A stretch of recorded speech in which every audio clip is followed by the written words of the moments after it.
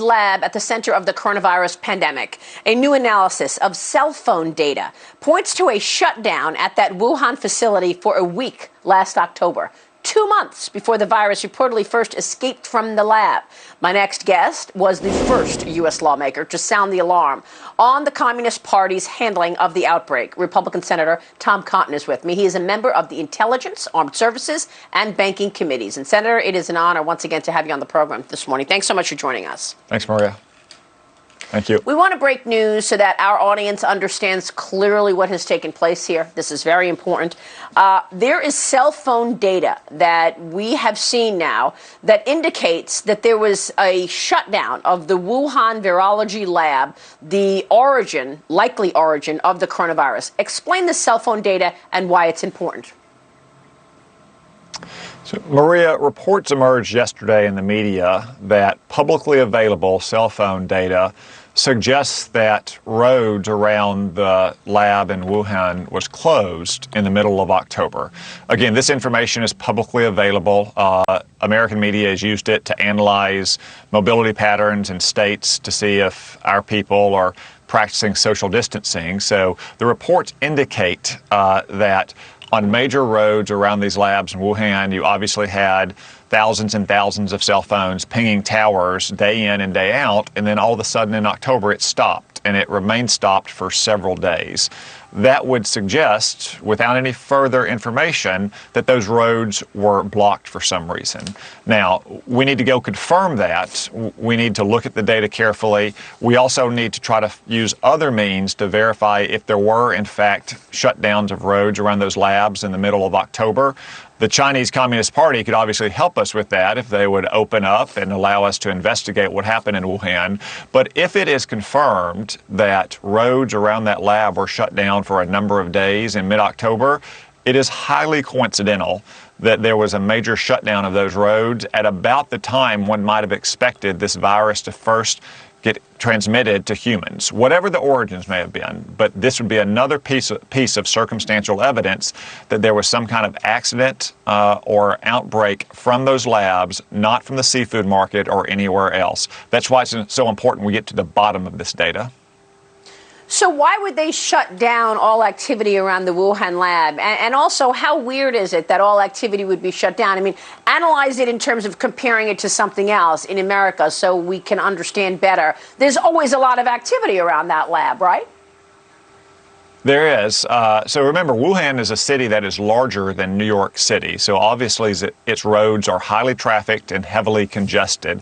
So to shut down roads around the lab would suggest that they had some good reason to disrupt traffic patterns so severely. So again, first we need to verify these reports. The cell phone data say what these media reports indicate, and then we need to use other sources to try to confirm what they suggest, which is those roads were shut down. And if that's the case, if roads were shut down around these laboratories for several days in mid-October, then we need to figure out exactly why, because it is simply another piece of circumstantial evidence that would support the idea that this virus originated from one of those labs. Now, Senator, there is a conversation which is being written about in Der Spiegel, the German newspaper, which is also reported in the New York Post today. The report is published this weekend. It says that Xi Jinping urged the World Health Organization chief to, quote, delay a global warning about the pandemic and hold back information on human-to-human transmission of the virus. We know that the WHO, the World Health Organization, came out with a tweet on January 14th and said no human-to-human transmission of this virus, which was absolutely 100% wrong. But now we're getting news that, in fact, Xi Jinping himself talked to the head of the WHO to tell him, don't go public with this. So, Maria, I don't know about all the specific details of those reports, but there's no question that Xi Jinping and senior officials in the Chinese Communist Party were pressuring the WHO all the way back to December to undersell the risk of this virus. Look, they knew in China early on, probably as early as the early days of December, that this virus was both highly contagious among humans and that it was very deadly for certain people. Yet they wanted to save face. They wanted... Yep. They wanted to make sure.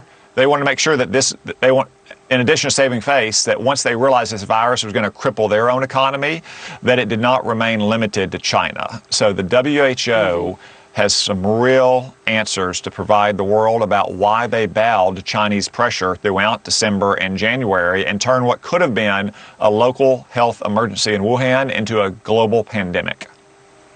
Let me switch gears and ask you about your investigation into the Thousands Talents program. Tonight on Fox News, we are running a special, which is part of my 3-year investigation into China. It will run tonight at 10 p.m. Eastern to discuss China's behavior. And that's why I want to talk about the Thousands Talents program. This has nothing to do with the coronavirus, but this is another way that the Chinese Communist Party has been able to spy on Americans and steal intellectual property. Tell us what you're doing with the Thousands Talent program and explain that program. So, Maria, the Thousand Talents program sounds benign, even beneficial, but in reality, it's an espionage program. The Chinese Communist Party is recruiting spies in the United States. So what they do is fund research, oftentimes at our most advanced laboratories or prestigious institutions of higher learning, to get technology, to get cutting-edge trade secrets back to China, and to train Chinese Communist Party affiliated graduate and postgraduate students.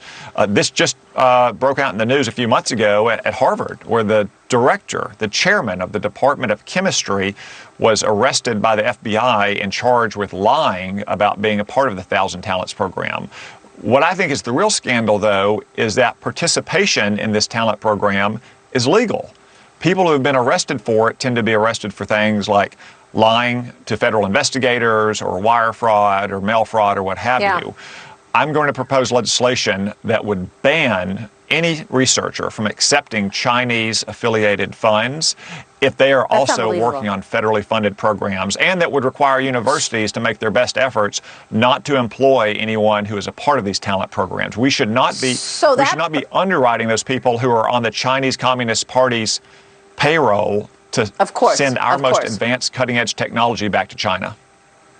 That professor was getting paid from Harvard. He was also getting paid from the CCP. Real quick before we go, I've got to get your take. You mentioned this the last time you were with us, that the Chinese Communist Party has sent engineers, research engineers, to some of our leading medical institutions. Senator Cruz told me last week MD Anderson is having a major issue with this because there are engineers trying to steal information to get China to get a cure for cancer for the United States. Do you think they are in our medical institutions right now stealing science data to try to beat us to a COVID-19 vaccine? And also, after they steal the data, are they then going ahead and filing for patents, their own Chinese patents, based on the information they got from America? Yeah, Maria, China is using the exact techniques they've used in agriculture, in semiconductor or computer chip technology to try to steal our most cutting-edge life science knowledge, to include coronavirus information, whether companies are working on therapeutic drugs or vaccines. The Department of Homeland Security just issued a warning recently cautioning laboratories and companies and universities to keep their guard up for cyber theft. And of course, like the Thousand Talent programs, China runs talent programs to use human spies as well to try to steal that technology. So all of our institutions in the medical field, in the life sciences and pharmaceutical fields need to have their guard up against Chinese espionage. And by the way, in terms of the cell phone data that we know was completely stopped for that time in Wuhan in October, do we know if schools were closed, were businesses closed in and around that area as well? Can you glean that from the fact that there's no cell phone activity as well, Senator? From the media reports, I don't think you can, Maria, but those are the kind of questions that you would want to ask to try to understand what was happening around those labs. It's a very good point that if you had schools closed or other businesses closed, that would again be an indicator of something happening that the Chinese Communist Party wanted to kind of shut off activity around those labs. Thank you. Thank you, Senator Tom Cotton. We'll be